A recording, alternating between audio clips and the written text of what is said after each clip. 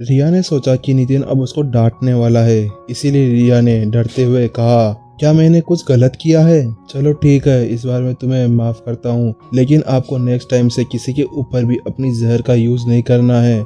नितिन ने आंखें सिकोड़ते हुए रिया से कहा। नितिन ही रिया का एकमात्र फैमिली मेंबर था और वह कई सालों से रिया का मानसिक सहारा था, और इस डर से कि रिया अपने पिताजी को खोने के डर से अपनी मानसिक हालत को खो ना दे और अंदर से टूट ना जाए, इसीलिए नितिन ने कबीर को रिया के पास छोड़ दिया था, ताकि वह उसके साथ में जो भी करना चाहे वो कर सकती थी और अपने गुस्से को शांत कर सकती थी। लेकिन फिर भी जब उसको पता चला कि उसके पास कुछ बातें हैं जो बहुत ज्यादा इम्पोर्टेंट है, इसीलिए उसने सही गलत सोच कर अपने टीचर को उसके बारे में इन्फॉर्म करना चुना। अपनी एनर्जी का यूज करते हुए नितिन ने स्वर्ग की इच्छा टेक्निक का यूज करते हुए कबीर से पूछना शुरू कर दिया, क्योंकि अब हम लोग यहाँ पर आ गए हैं तो आपको जो भी पता है आप हमें उसके बारे में बताना शुरू कर दे। आप क्या जानते हैं पुराने प्रिंसिपल के गायब होने के बारे में? नितिन की वर्तमान की आत्मा की गहराई 21.1 थी, जो किसी 7 स्टार मास्टर टीचर के बराबर थी, और उसके ऊपर से उसके पास गोल्डन हार्ट भी था, और अपने इन सभी टेक्निक से वह आसानी से सामने वाले से कुछ भी कबूल करवा सकता था और उसके मन की बात को बाहर निकलवा सकता था। अपनी आंखें बंद करते हुए कबीर ने बोलना शुरू कर दिया।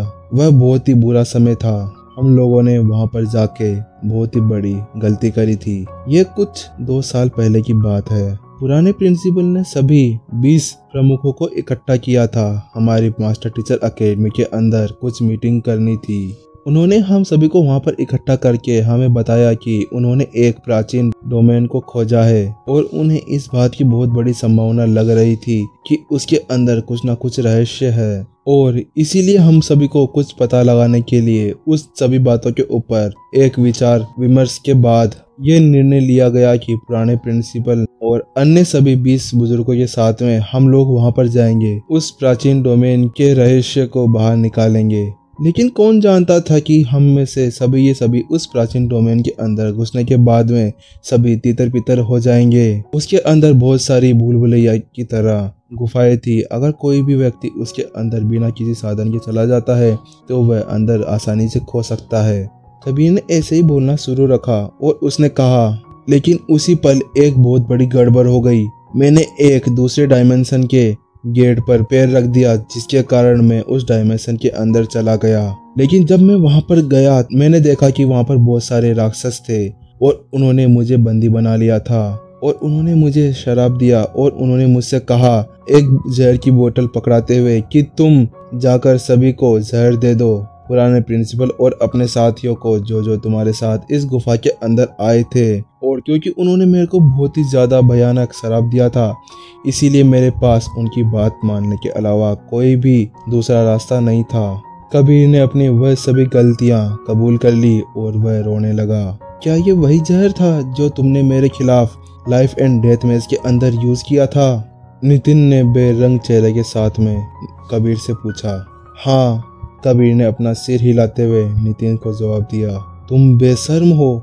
नितिन ने अपने दांत गुस्से के अंदर भींच लिए और अब उसके दांतों से खरगोश की आवाजें निकल रही थी जो उस पूरे रूम के अंदर गूंजने लगी थी। तो उसी दूसरी तरफ उन सभी बातों को सुनते हुए हीलियो बीस्ट की आंखें भी लाल हो गई थी। अब उसको भी बहुत ज्यादा गुस्सा आ रहा था। उसका पूरा विशाल शरीर गुस्से के मारे पूरी तरह से कांप रहा था। उसके पुराने टीचर ने कबीर के साथ बहुत अच्छा व्यवहार किया था, लेकिन उसको पता नहीं था कि कबीर इतना ज्यादा बेशर्म निकलेगा और इतना बड़ा गद्दार निकलेगा। अगर उस डोमेन के अंदर उन सभी मास्टर टीचर्स के ऊपर कोई खतरा भी आता तो वह उससे बच निकलते, लेकिन उनके अंदर जो गद्दार था उसने उनके पीठ पीछे उनके ऊपर वार किया था और उससे बचना उन सबके लिए बहुत ज्यादा मुश्किल था। और उसने अपने साथियों का साथ देने के बजाय उन राक्षसों का साथ दिया अपने भाइयों को मरवाने के लिए। तुम इस दुनिया में रहने की हिम्मत कैसे कर सकते हो इतना बड़ा पाप करने के बाद में? नितिन की आंखों में बहुत ज्यादा गुस्सा भरा था। अब उसकी आंखें देखने में बहुत ज्यादा भयानक लग रही थी, क्योंकि नितिन को भी पता था कि वह जहर बहुत ज्यादा खतरनाक है, क्योंकि उसने भी उसका इलाज किया था।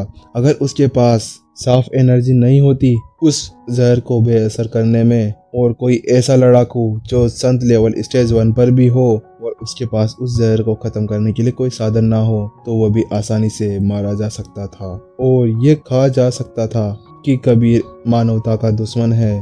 पुराने प्रिंसिपल के अंदर इतने ज्यादा गुण तो थे कि वह उस जहर का तोड़ कर सकते थे, लेकिन उस जहर के असर से वह राक्षसों से भी नहीं लड़ सकते थे और उस समय वह चारों तरफ से राक्षसों से घिरे हुए थे। तो वह कैसे जीवित रह सकते थे, उनसे वह कैसे बच के बाहर निकल सकते थे। नितिन की आंखें फिर से सिकुड़ गई और उसने पूछा, तो इसका मतलब तुमने ही बोधिसत्व वृक्ष को भी जहर दिया था? नितिन ने आगे की पूछताछ जारी रखते हुए कबीर से पूछा। हाँ, कबीर ने सिर हिलाते हुए नितिन को जवाब दिया। लेकिन क्यों? वो तो शाही महल के परिवार को पोषण देने के लिए काम आती थी और इससे उन सभी राक्षसों का कोई लेना देना नहीं होना चाहिए, तो वह इसे भी क्यों जहर देना चाहते थे? इस बारे में तो मुझे भी नहीं पता कि वह ऐसा क्यों करना चाहते थे। बस उन्होंने मुझे मिशन दिया और मैंने उसको पूरा किया। उन्होंने मेरे से कहा था कि अगर तुमने ये मिशन पूरा किया तो वह मुझे अपनी कुछ सीक्रेट टेक्निक से मेरी उम्र 50 साल और बढ़ा देंगे। इसीलिए मैंने उनकी बात मान ली और ये सब करने के बाद में कबीर ने अपने आप को बहुत ज़्यादा दूर पाया और अब वह कुछ भी नहीं कर सकता था पीछे लौटने के लिए, क्योंकि उसने पहले ही अपने सभी साथियों को मार दिया था। फिर नितिन ने वह सभी चीजें समझते हुए अपना सिर हिलाया और उसे समझ आ गया था कि अब उससे उस डोमेन के बारे में पूछना भी कुछ सही नहीं होगा, क्योंकि नितिन ये बात तो समझ गया था कि जब कबीर उस गुफा के अंदर गिरा तो उसको भी कुछ समझ नहीं आया होगा और उस शराब के अंदर देख वह अपने आप को बचाने की कोशिश करने लगा। अब कबीर केवल एक कठपुतली था जो उन राक्षसों की बात मानेगा। अब केवल कबीर को उनका मिशन ही पूरा करना था। उसको इसके बारे में कुछ नहीं पता कि क्यों राक्षस बोधिसत्व वृक्ष को जहर देने के बारे में सोचेंगे, क्योंकि वह तो केवल एक मोहरा था उनका मिशन कंप्लीट करवाने के लिए। इन सभी बातों को सोचने के बाद में नितिन कुछ देर शांत हो गया और उसने सोचा, मेरे पास ये तो हक है कि मैं इसको मौत दे सकता हूँ, क्योंकि मैंने लाइफ एंड डेथ मैच जीता था और मेरे पास पूरा हक था, मैं इसके साथ में कुछ भी कर सकता हूँ। लेकिन अब यह मामला मेरे हाथों से बहुत दूर है, क्योंकि अब इस मामले में मैं कुछ भी नहीं कर सकता। अगर ये बात केवल रिया के पिता की मौत की होती तो वह जरूर कुछ कर सकता था, लेकिन अब यह मामला पुराने प्रिंसिपल और उनके साथियों के बारे में था और कबीर एक मानवता का दुश्मन भी था। इसीलिए अब नितिन उसका फैसला नहीं कर सकता था।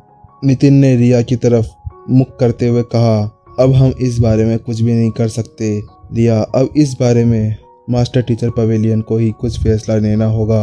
हीलियोबीस्ट ने बीच में कूदते हुए कहा, मास्टर लेकिन इसको मैं मारना चाहता हूँ। नितिन ने समझाया, हम ऐसा कुछ नहीं कर सकते क्योंकि अब ये सभी मामला मास्टर टीचर पवेलियन का है। हीलियोबीस्ट ने अनिच्छा से अपना सिर हिलाते हुए कहा, ठीक है मास्टर, क्योंकि हीलियोबीस्ट को भी पता था कि यह मामला मानवता के प्रति विश्वासघात का था, इसीलिए इस मामले को केवल मास्टर टीचर पवेलियन ही संभाल सकता था।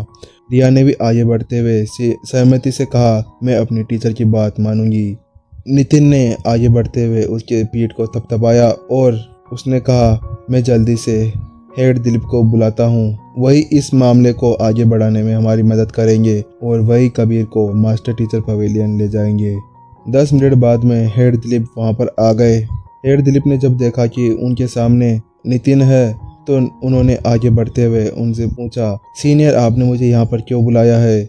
नितिन ने आगे बढ़ते हुए दिलीप से कहा, ये कबीर मानव जाति से विश्वासघात किया है और इसकी केवल एक ही सजा हो सकती है, मौत। इसीलिए आप इसको मास्टर टीचर पवेलियन ले जाइए। सुनते ही कि कबीर मानव जाति का दुश्मन है, दिलीप ने दोबारा से पूछा, क्या आप सच कह रहे हैं इसने मानव जाति के प्रति विश्वासघात किया है? क्या ये दूसरे राक्षसों से मिला हुआ है? ये देखते हुए कि नितिन ने कबीर के ऊपर एक विश्वासघाती होने का इल्जाम लगाया है, इसीलिए उन्होंने दोबारा से नितिन से पूछना उचित समझा, क्योंकि अगर छोटी सी भी गलती होती है तो वह किसी भी मास्टर टीचर के लिए बहुत ही बड़ी सजा होगी।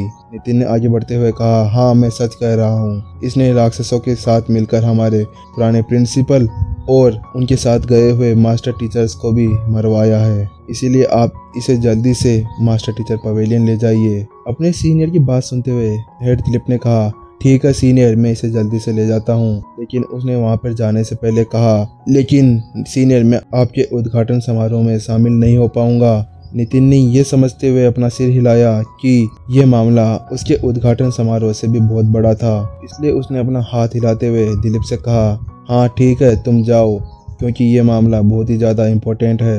नितिन की बात सुनते हुए एड दिलीप ने अपनी मुट्ठी पकड़ ली और उनसे आग्रह किया और उन्होंने जल्दी से अपनी एनर्जी का यूज करते हुए कबीर को कैद कर लिया और उन्होंने एक छलांग लगाई। अचानक से वह उस घने अंधेरे में गायब हो गए। Guys wait for next episode, वो भी डालता हूँ मैं, इसको सुनो जब तक।